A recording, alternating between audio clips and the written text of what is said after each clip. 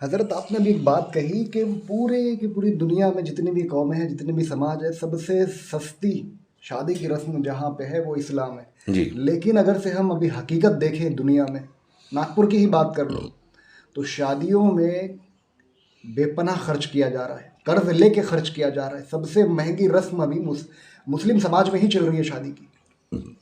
جی دیکھیے، عبدالحمید جول پوری کہتے ہیں طریق مصطفیٰ کو چھوڑنا وجہ ہے بربادی، قوم اسی سے ہوئی دنیا میں بے اقتدار اپنی، ہمیں کرنی ہے شہنشاہ بطحا کی رضا جوئی، وہ اپنے ہو گئے تو رحمت پروردگار اپنی۔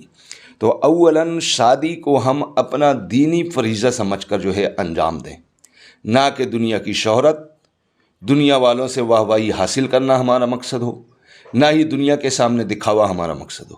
صرف شادی کا مقصد اللہ اس کے رسول کی رضا ہونا چاہیے۔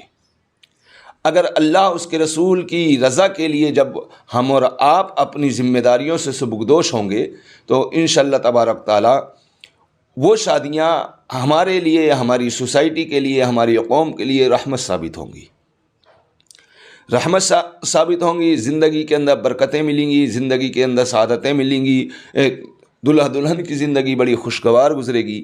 لیکن عام طور پر ہوتا یہ ہے کہ شادی کے موقع پر ہم دکھاوے کے خاطر نہ جانے کتنے قرض کے اندر مبتلا ہو جاتے ہیں۔ ادھر جو دن ہمارے بیٹا بیٹی کے یا بیٹا بہو کے سکون کے ساتھ گزارنے کے دن تھے، ان ایام میں بیٹا پھر قرض بھر کی ادائیگی کے لیے جد و جہد میں لگ جاتا ہے، تو زندگی کا جو سکون ہے، ابتدائی سکون، اسی کو ہم نے اپنے ہاتھ سے طریق مصطفیٰ کو چھوڑ کر اس سکون کو ہم نے خود ہی برباد کر دیا۔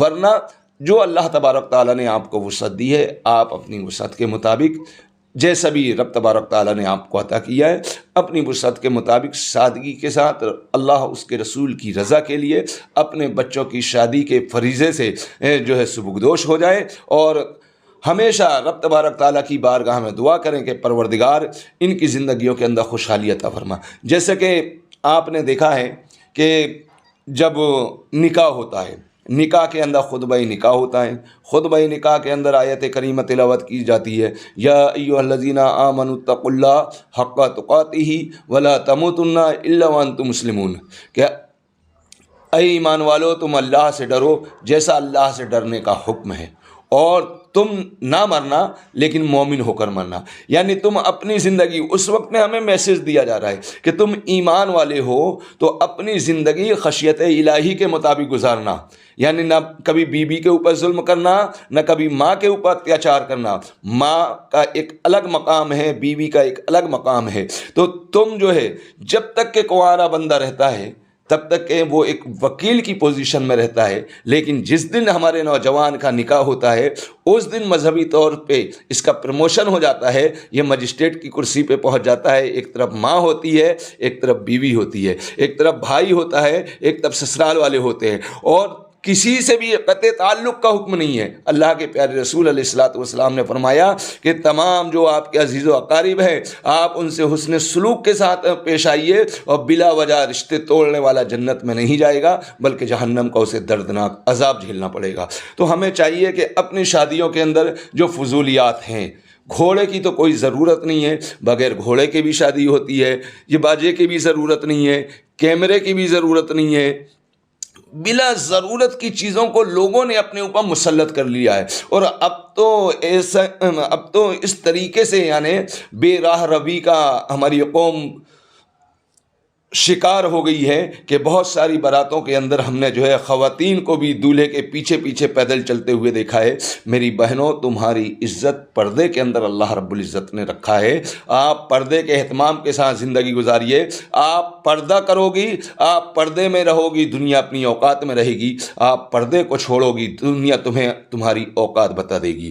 تو لہٰذا ہمیں چاہیے کہ اپنی خواتین کو پردے کے اندر رکھیں، اور شادیوں کے اندر بھی ہمیں چاہیے کہ باقاعدہ پردے کا اہتمام ہونا چاہیے۔ جس طرف میں خواتین ہیں، خواتین ہی ہوں، لیکن عام طور پر یہ ہوتا ہے ظلم بالائے ظلم یہ کہ ٹھیک ہے خواتین کی طرف خواتین ہیں، لیکن جب ویٹر کی باری آتی ہے تو خواتین کے لیے خواتین ہی ہونا چاہیے۔ بسا اوقات ایسا ہوتا ہے کہ جینٹس ویٹر ہوتے ہیں۔ آپ اپنے رشتہ داروں کو تو جانے سے منع کر رہے ہو اور غیروں کو آپ نے داخل کر دیا.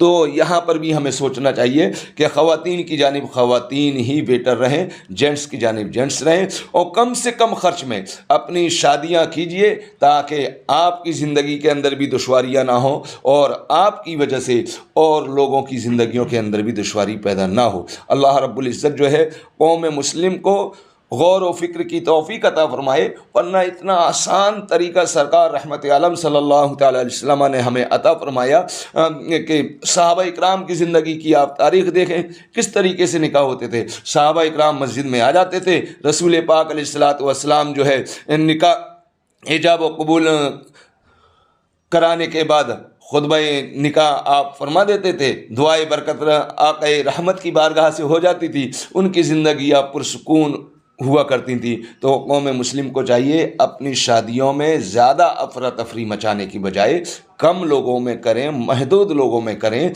اگر آپ کرنا چاہیں تو 50,000 کے اندر بھی شادی ہو جاتی ہے، اگر آپ کرنا چاہیں تو 30,000 کے اندر بھی شادی ہو جاتی ہے. ابھی ایک معاملہ ہم نے ابھی ہماری نظروں کے سامنے سے گزرا، تقریباً سادگی کے ساتھ میں شادی کی گئی. ایسا نہیں ہے کہ وہ لوگ جو ہے تو حیثیت نہیں تھے، صاحب حیثیت لوگ تھے، لیکن سادگی کے ساتھ میں شادی کیا. تقریباً 30,000 کے اندر میں دلہن والوں کے سارے معاملات 30 سے 40,000 کے اندر میں مکمل ہو گئے. بحمدہ تبارک تعالیٰ دلہن جو ہے دعائیں لے کر گئی. اللہ رب العزت جو ہے اس سادگی کے ساتھ اپنے عقد کو کرنے والوں کی زندگی کے اندر بے شمار برکتیں رحمتیں عطا فرمائے.